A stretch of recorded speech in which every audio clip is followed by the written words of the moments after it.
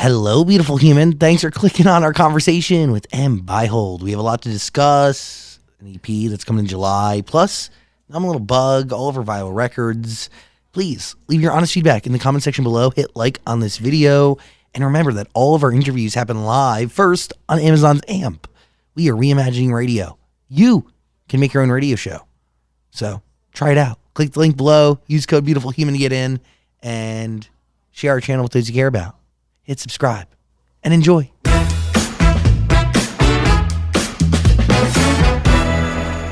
Hello, beautiful human. Thank you so much for being here. My name is Zach. That's Stan. Hey. And this is M. Hi. I'm going to pronounce your last name poorly. Do you want to can't try say or do you want me to Beihold? just- Yeah, it's Beihold. Can you not say that? I was going to say, let's do it together. 1, 2, 3. Beihold.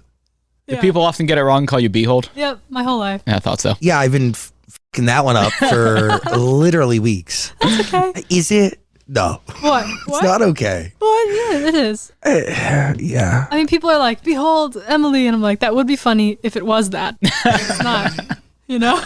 I mean, isn't it an honor to at least be in a position where people have to say your name to f*** it up? Yeah, and you know what's really funny? I found a YouTube video as to like how to pronounce my name, and they say it wrong in the YouTube video. So really, I mean, we're spreading a false narrative out there that people think your name is one thing, but it really is something else. Have we thought about maybe just changing it to fit this YouTube video? We should. I'll erase my entire self, and we'll start over. I mean, to be fair, you don't really need to change the spelling of your name. You just need to change the way you introduce yourself. Right. We're just pitching ideas, just workshopping stuff. I'll consider it. Okay, got it. Thank you so much. Correct me if I'm wrong. Numb Little Bug is really like your third viral record, right? Yeah. I mean, bigger than the first two for sure. Oh, easily. Yeah. Okay, so let's dissect that for a second. What obstacles has Numb Little Bug overcome that makes it clear to you that this song is bigger than the other two? I mean, it's top 10 on pop radio, which the other two certainly weren't. It went gold. But do you think the other two could have? I feel like the lyrics of Numb Little Bug hit more of an audience than the other two, and that's probably a big factor. I had also signed when Numb Little Bug came out, and the first two went viral, and I was independent, and it was fun to kind of figure out like how to grow it myself, but it definitely has been very helpful to have resources with Bug. What is the difference? I mean, yes, the lyrics, but what early signs was Numb Little Bug showing that the others didn't? That was like, okay, this needs to go the extra length. You need to go and tour. I mean, sis, you were in Kansas City, like you were at our old radio station, like they have you working. You're working. You're on a promo run. Yeah. So like, I just want to know, like, what was this doing differently than the others weren't? Well, when I posted the initial video, it got 7 million views, which was definitely more than the other two songs, just of the chorus, and that was like 6 months or 5 months before the song actually came out. Wow. So I was actually terrified that it wouldn't stream well because it had been so long, but luckily we got it back in January when it dropped. Why did it take so long for you to post it? Well, I had finished writing it, but it went through 14 versions to get it to a place where I was happy with it. And then, yeah, we had it done in December, but you don't really release in December. Yeah, because the charts are dead. It's Christmas. Yeah. What do you think? I was pretty frantic about it, and I was like constantly asking Republic, like, can we put it out, please, please? And they're like, no, just wait. It'll be good. I promise. And they're right. How did you know it was done if it went through so many different versions? I mean, it's never really done, but it was funny because at a certain point, I just didn't like the song anymore. So I was like, do I even want to release this? I mean, it did well, but I don't know if it's a real indication of me. And then I got the last mix back from a producer named Dallas Caton, who kind of solved all the problems I was having with it. And I loved it again after that. I want to know like the difference between V1 to the one we're all hearing, but like how many producers touch this song before it hits, my ears, the world's ears? In total, 4. It went through kind of a more rocky punk phase, almost intergalactic sounding in the beginning. And there were actually cool elements in that, but it just didn't totally feel like my sound. And then it went to a more acoustic version, which was neat, but not really what I wanted. Like, I wanted to do a separate acoustic version, but not as like the original song. And then it got to this sort of quirky pop that I like a lot. When you were writing the song originally, were you writing it acoustically? How do you write usually? Yeah, so usually it starts with one line for me. I actually had the idea for Numb Little Bug when Groundhog Day was going viral because I had started on antidepressants when a lot of good things were happening. And I just kind of felt nothing, like emotionally flatlined. And for some people, they totally work. And I just want to make sure I put that out there because that was just my experience. But I was telling my mom, like, I'm not happy and I don't know why. And she said, like, that sounds ungrateful. I was like, it's not. Let me find the right words for you. And then basically when I was driving, I just thought of the lyrics. Do you ever get a little bit tired of life? Like you're not really happy, but you don't want to die. And I was like, wait, I think I'm onto something. So I took a voice memo and then fleshed out the first verse and first chorus when I got home and finished it in a session the next day with some friends. Wow. That's crazy. Yeah. You have that voice memo, obviously. Mm-hmm. And I do want to talk about your mom saying that's ungrateful because that is like it's definitely, that's kind of like an older school approach to exactly what you had to say, right? Which is, you were depressed. And it hurt because she's usually the person I go to talk about everything. And for once, I felt like she didn't totally understand like how overwhelmed I was because my life was changing. Everything I wanted was happening. But when you're getting hit up by like tens of labels and publishers and like everything's just moving so quickly. It's overwhelming. It's really overwhelming. Yeah. And yeah, it's exactly what you dreamed of and what you worked towards. But still, doesn't mean it's not going to be overwhelming. Right. And it also felt like, okay, who really wants me as a long-term artist and who's seeing me as like a flash in the pan viral moment? And that is really scary to sift through. Yeah. But then also come to terms with your own value. Right. And your own identity at the same time that like everybody else is starting to get to know. Yeah. Totally. You're Persian, right? Mm-hmm. You're born and raised in LA. Mm-hmm. Do you think that, there's a generational, connection to the way she responded, right? Yeah. And cultural, maybe? Well, it's funny because after Groundhog Day went viral, I was like doing every opportunity that came my way, tons of sessions, like sometimes 2 a day. It was way too much. And I was like, Mom, I'm like working so hard and blah, blah, blah. And she's like, you're not working hard. You're not like, your hands aren't in the dirt. Yeah. You're not doing a 9 to 5 job, Like exactly what she and your dad and everybody who came before you probably had to do. Right. Yeah. It's crazy. But I it's love different. my mom, though. But it's a different sort of digging, It's emotional digging. It's emotionally taxing. Yeah. And like... You should talk to her. I think it would be helpful. Whenever you want. I feel like it's also one of those situations where if you're not experiencing that, like it's hard to really understand, I guess, for some people. But like everything you ever dreamed of is in front of you, but you don't really feel much. Yeah. Is that still happening today, or have you it's still happening? I mean, to an extent, I'm super grateful for everything that's happening, but it's funny because all of my friends text me when they hear the song on the radio, and I feel like they all expect this big reaction from me. But to be honest, all the success I feel like I've been watching from an outer body. Like it doesn't actually feel like me. I know people always say like, oh, it's hard to process and you think they're just being humble, but like truly there's no way to actually understand how much is going on because your scope of the world is just not that big. Yeah. But the truth is that's okay. Like just keep being yourself and keep living your truth through music. And I mean, you don't need to fully understand it. Yeah. That's right. And by the way, it takes time. Like it's like, again, it feels like you've been doing this a while to get here, but like it's still new. Mm-hmm. It is still the most new. It feels like it's been a lifetime. It's just been so packed. Sis, yeah, strap in. So when you're walking out on stage, like you performed with AJR and there's a massive crowd, what are you feeling before you go on or after you get off stage? Yeah. I had a big panic right before I was walking around the green room just repeating, I'm going to die. I was terrified. And then when I stepped out and I saw all those faces, again, it was like too much for me to truly process. So I wasn't actually that nervous because I was like, okay, this is just crazy. Like I can't actually consider this many people perceiving me. I just got to do it. Yeah. And it's the same set we've always done. So it's just about like, being in your zone. And then after, there's a picture of me just like flat on the floor. Like, oh my gosh, just performed for 8,000 people. Casual. That's awesome. Casual.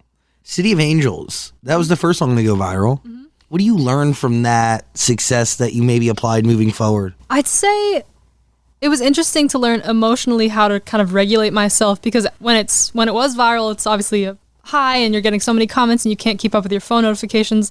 But then ultimately it like kind of goes down again. And then that happened with Groundhog Day and then it went down again. And I think just sort of learning that it ebbs and flows and that's okay. And the periods in between, I feel like I learned more. I understand that. Like about life? Yeah.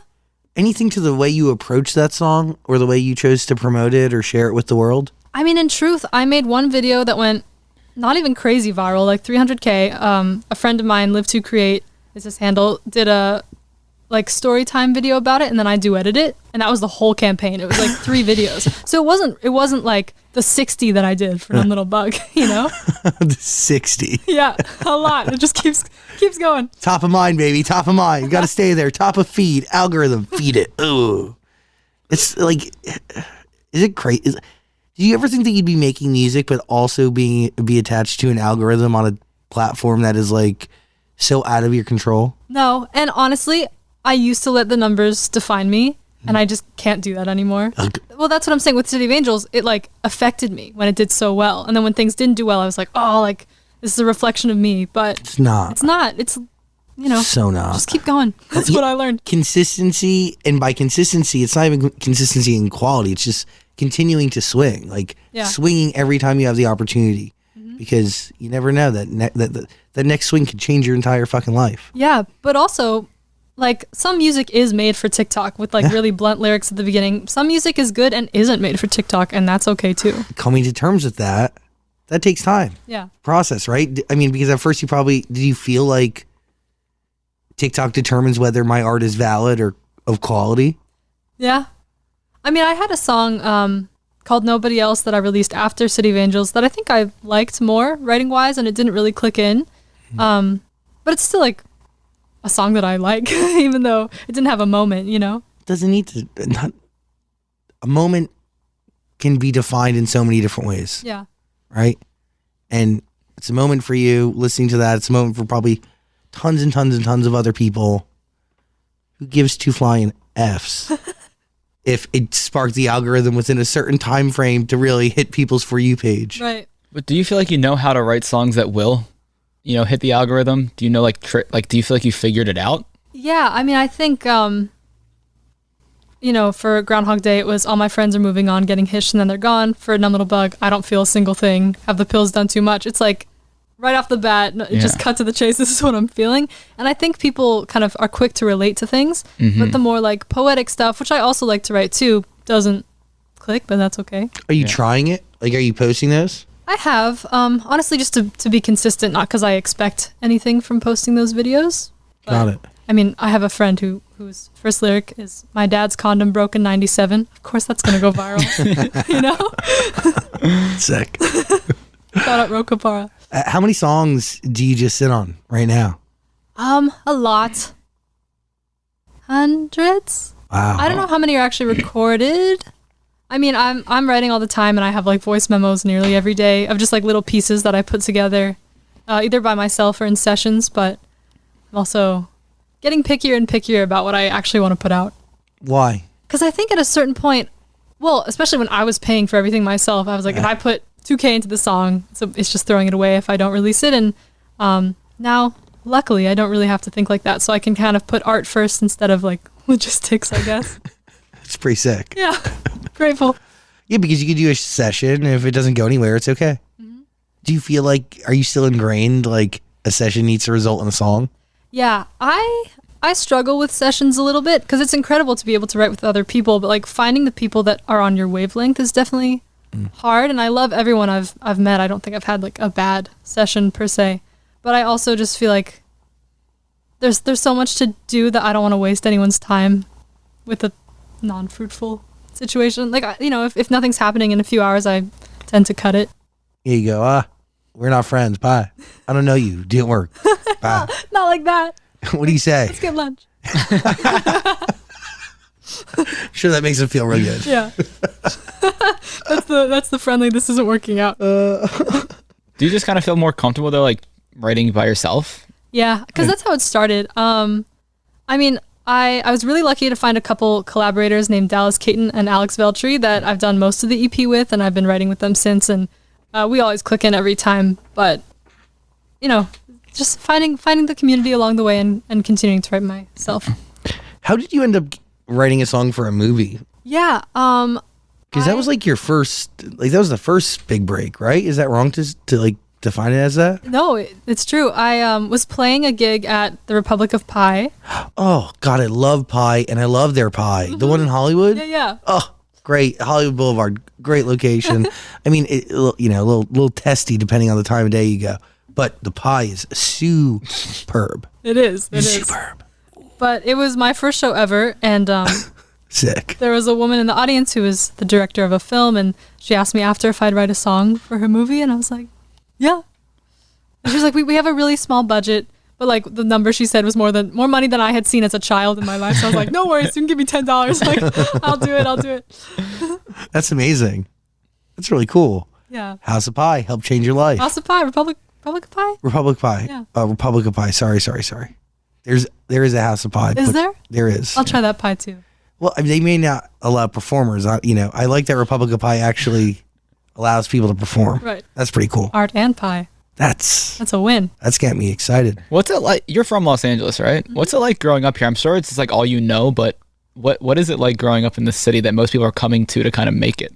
I think I'm able to spot the LA types very quickly, and I've definitely like learned to surround myself with the more down to earth people here. But also like I grew up in Glendale, which is kind of outside the main Hollywood stretch, so I was more in like suburban LA than like the real LA. Yeah, dude.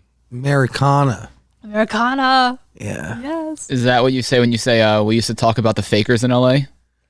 Like the fake people, you can spot them? Yeah. Like, what would you describe the fakers as? Yeah, do you think any of them are sitting in this room right now? No. No. I think it depends on people's values and what they prioritize. And I don't think it's like necessarily wrong to prioritize your career per se, but I think when you're constantly just seeking validation, that's kind of where I draw the line. I get it. Seeking validation constantly. But you can have LA tendencies and not be from LA. Yeah. I think a lot of artists, probably a lot of peers that maybe you were writing with early on, pretty selfish. Why?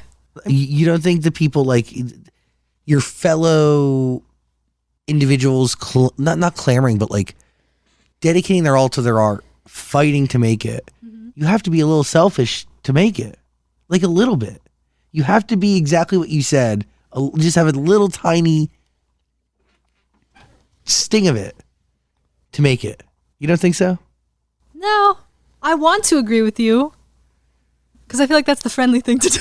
No, I mean, you don't need to agree with me. Mean, That's if it's your I wouldn't be offended. Actually, the discussion would be even better if you didn't agree with me. I feel like if it's your calling and if it's like what you are meant to do on this earth, I don't know if it's selfish. No, but I agree. But overshare. You just said oversharing that with people, or making the moments about you, or like not understanding. But like say you're like on a reality TV show, and then you like start ignoring your friends. And you're like,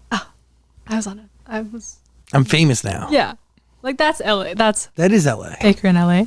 Yeah. Yeah, it is. Yeah. I agree with that. But you don't need to be that way to make it. I don't think you need to be that. You don't. But I do think there is like an artist like there.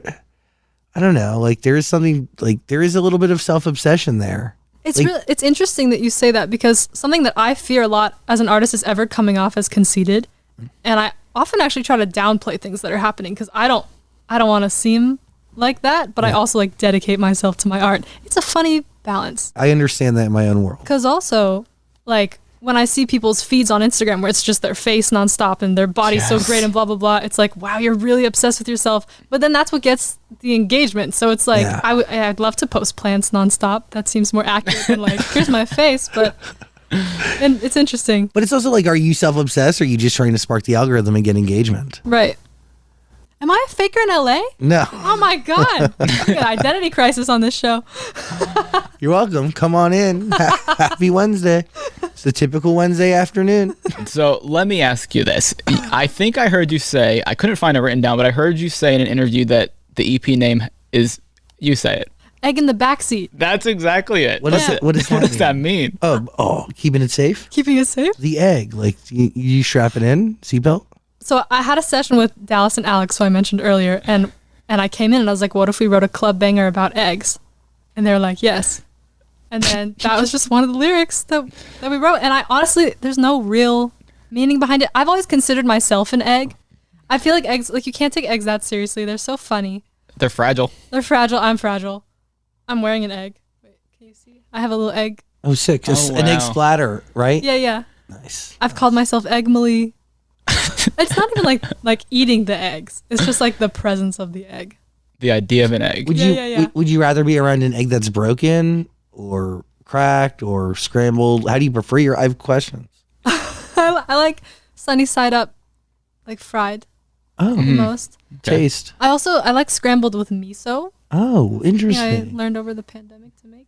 Wow. Well, how do you like your eggs? Scrambled Like with milk and cheese. nice, like fluffy. Yeah, very fluffy. Mm-hmm. And I'll do like fried egg sometimes, depending. Yeah. When depending, like what? Put on a sandwich, you know? That's fair. Put it on a piece of toast. And then sometimes I go less fluffy, like if I get like a breakfast sandwich, like on a bagel. They do the more like scrambled but like folded egg. You feel me? Yeah, I feel you. Yeah. Sunny side is hard to make though. It takes real talent. Yeah, I can't do it. It's very delicate. Very soft hands required. Yes. Gosh. What about you, though? Hatched. Hatched? He doesn't eat Chickens? eggs. Yeah, like when the egg gets to hatch into a chicken. He wants to raise all of the chicks. He wants to take all of the eggs you've ever eaten and put them in a little like one of those incubators Yeah. and then let them grow and Are you a vegan? and I'm raise a them. vegetarian. I respect that. Yeah. She's still gonna eat her fucking eggs. No, I mean, hey, enjoy your eggs. Go for it. You said you said though originally you wanted to write a club banger about an egg. Uh-huh. Have you ever brought an egg to the club? No, I haven't. I mean, I don't go to the club. Well, if you do, you'd probably be more comfortable if you brought a carton of eggs. I will. I will do. I'll set you up. I know a guy. We'll get you and your eggs a table. Okay. Get you guys a section near the DJ. That's great. That should be the music video. Oh, We're really like collaborating here. you know what? I won't even like invoice you or anything. Like, just free. Just my mind's a well. I appreciate it. Tap into it. I do like the idea of the eggs at the club. Who are the people you collaborate with? Alex and Dallas. Who do they have a last name? Alex Veltri and Dallas Caton. Got it. I don't know them, so I don't know their first name. I did meet, like, who did I meet the other day that was like, Numb Little Bug, like, it was like written here. What was their name? Hold on. Nick Lopez. No. Was written were you at a studio? I was at a house in Beverly Hills, like an apartment. Was Numb Little Bug written in an apartment? Drew DeCaro? Falconry? You had like 77 producers on it. So I'm sure everybody's going around town being like, that's my fucking song. And it's all like, what it wasn't really I yours. want to know. Hold on, I got it. I texted this person yo, so of course they didn't save their name because why the fuck would I do that? So let me look. Hold on, I'll find it. Well, just text them and say, hey, who is this? I gotta find their name though, bro. Anyway, I'll get it. Okay. You know, That's funny, though. I want to know. I was at some house and they were like, yeah, Numb Little Bug. And I was like, sick. It's a great record. Really is a great record. Thank you. Do you feel pressure or nerves to do it again? Do you even want to do it again? I'm really excited about the songs on the EP coming up, and I do care about them doing well, but I will say that, like, there has been so much nonstop running since Bug that I wouldn't be, like, mad if we didn't have a Bug again very soon, because I need to, like, calm down a little bit, Yeah. I think. Do you think there's a bug? And do you have a new standard at which you're creating and releasing because of it? I honestly like some of these songs coming more than Bug. Maybe it's because I've heard Bug 2 million times. I mean, that could be part of it. I don't know. I just feel the standard. I don't know how to describe it, but I know when it's there. All these songs have to meet that standard before they touch our ears? Yeah. How do you describe the standard? Like, how do you define it? What does it sound like? What does it make? Is it a feeling? Is it a sound? What is it? So the thing is that I don't really listen to my own music because I feel like that's, I don't know. You do it in the process of making it, but then after, I mean, there's nothing wrong with it. I don't necessarily, but right after writing it, if I listen to it like again and again and again because I just want to hear it like an earworm, I feel like that's kind of when I know because I'm excited to. And Numb was that? Or Bug? What do you call it? Yeah, Bug was that. I have a song called 1 2 3 4 5 on the EP. That was that for sure. I think Egg was that. I mean, all the ones I picked. I felt that way. Damn. Eggs, baby. Eggs. Well, you mentioned that you're not a partier, and Too Precious kind of references that. Where'd that song come from? Yeah. What's the background on that?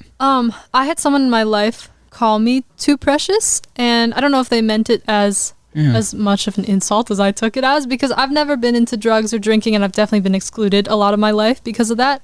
And I don't judge anyone who wants to. It's just not for me. But I mean, I have a specific memory of like being on the beach with friends and everyone was drinking, and then they handed me a shot and they started like chanting, and I just poured it out in front of them in the sand. And I'm, it's not cool when you do that, but but I do what I want. So got to do it. Makes you feel good. yeah. Have you ever had a sip of alcohol? Yeah. You don't vibe? It's just not really my thing. I get it. I mean, for some people, they use it as an escape, and that's fine. There's so much going on in my brain. I don't like the idea of not having control. I totally get it. Yeah. It is scary. It is very, very scary. Me, Jesus, take the wheel. Like, good luck, dude. Strap in, Jesus. If you want it, it's yours, sis. You're a fencing champion. That's crazy. Oh, thank you. That's casual shit, but not, You like fence. Like, you white suit, mask. Yeah. Do you say, what do you say, on guard? Mm-hmm. You're basically a fencer. You know all the things. I used to film fencing for the TV club and my local television network in Wayne, New Jersey. I don't want to brag, but like, No way. Yeah, I know you've probably seen my work. That's crazy.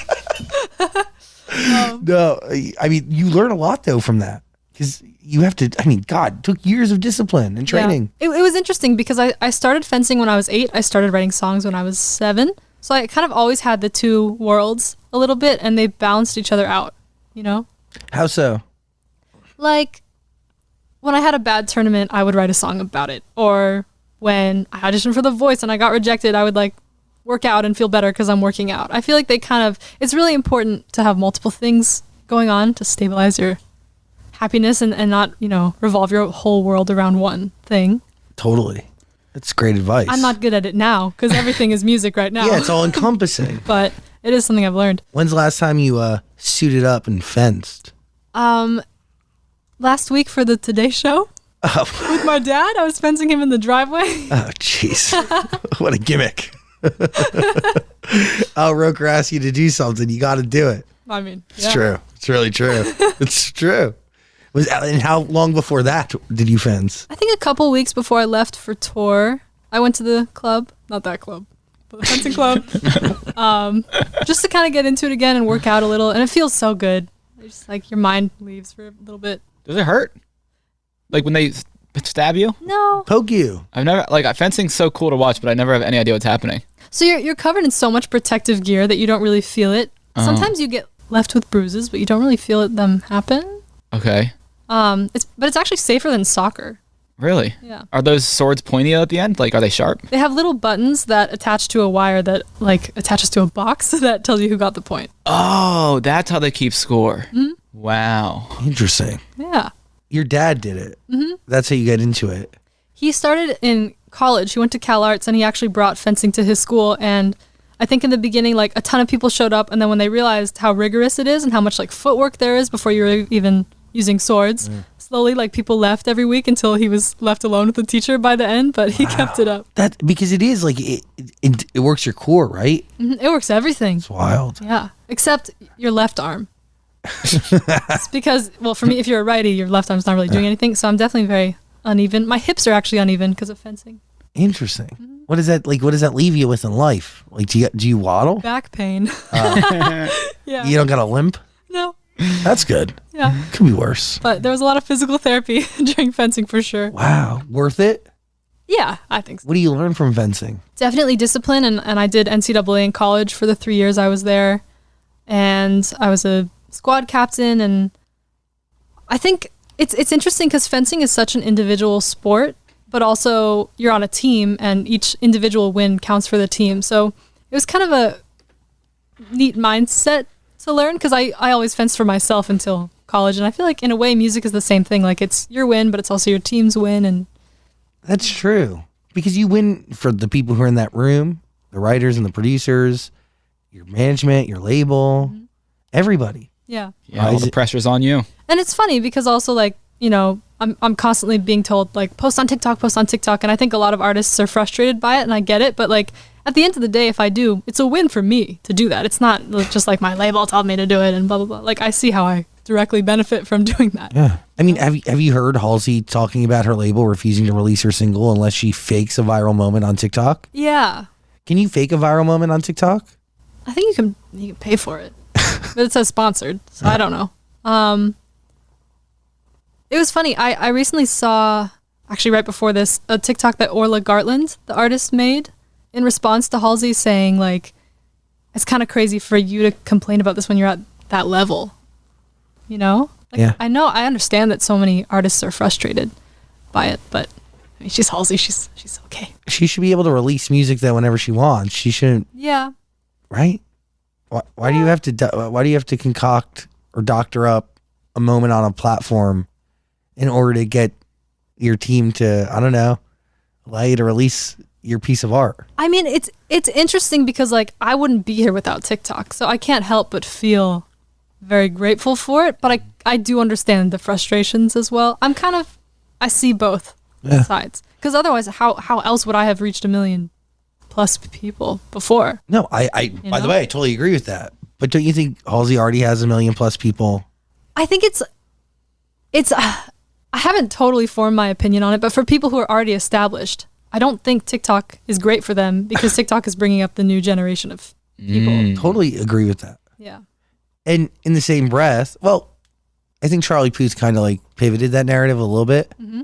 But in the same breath, I do think that TikTok is creating more one-hit wonders than we've ever seen True. in recent years. True. And I also think that TikTok will leave us with a mental health problem that will probably be cleaning up like decades later. I think that's all social media. Well, I agree.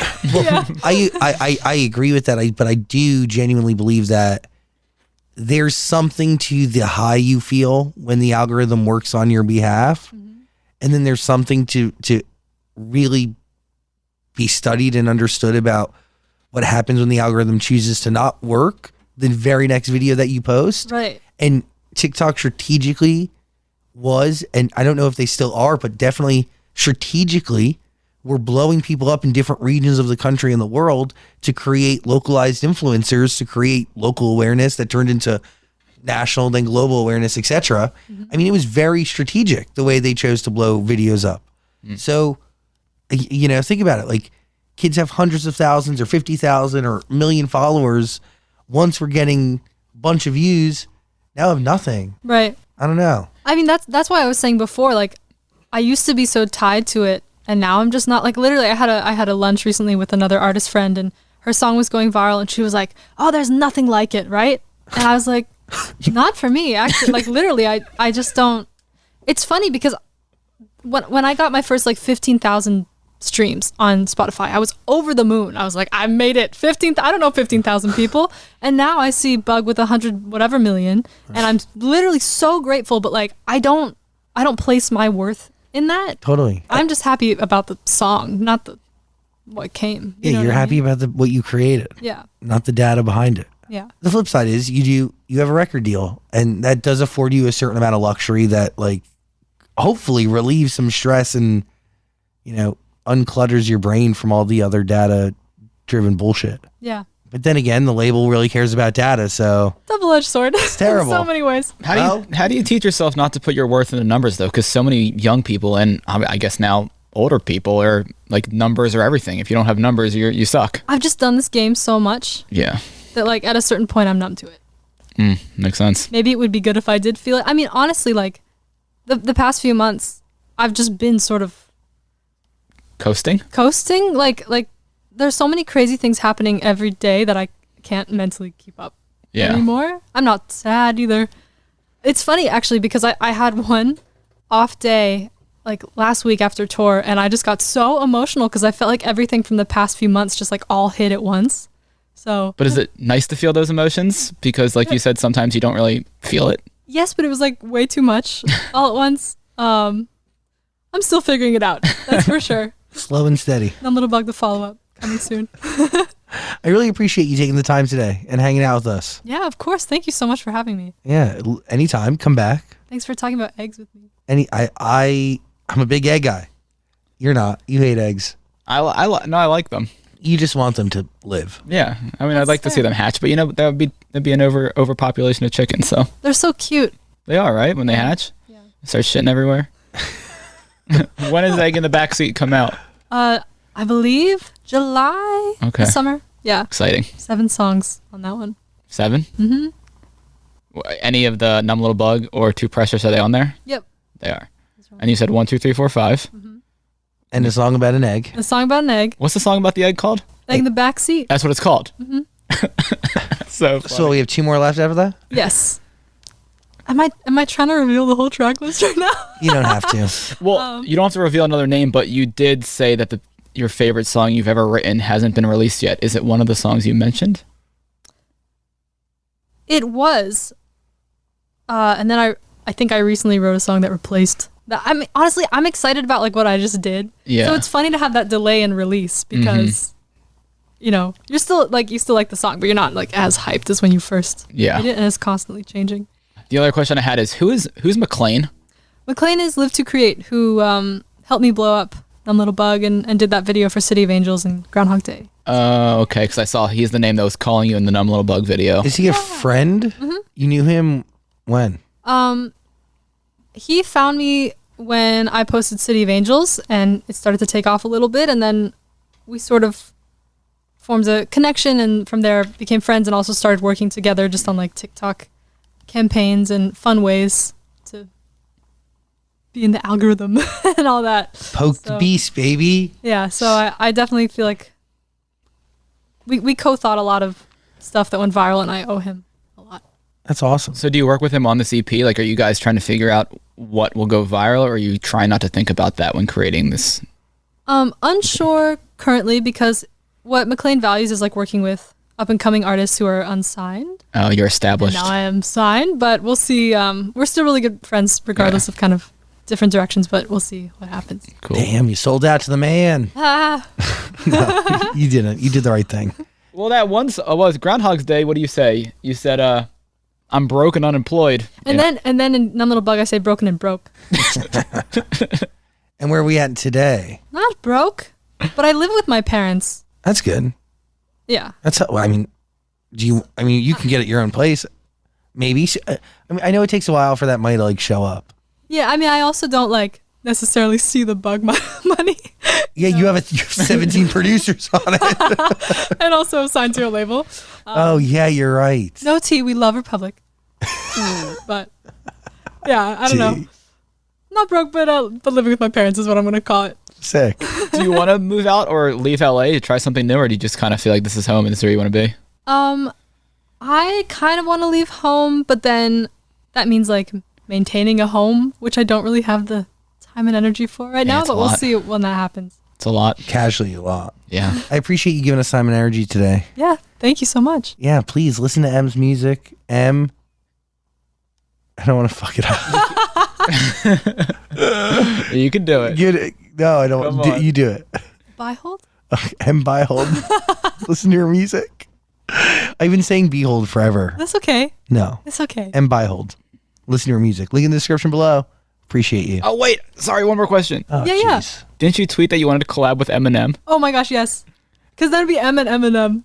That's the main reason. Oh, gosh. Sick. But also, like you mentioned, obviously. It's good to have dreams. It really is. You don't think it'll happen? Not for that reason. You got to convince Marshall with a little bit more passion and vigor than that. I'll have a PowerPoint next time. That's, yes. He's got a good sense of humor. He may like that one. Cool. Yeah, Dan knows him. I don't, but have you ever watched his music videos? Funny guy. Yeah. Okay. Eminem. Wow. Maybe we'll have a duo. Yeah. Yeah. Yeah. That's good. It's good to dream. You're great. You're great. Thank you.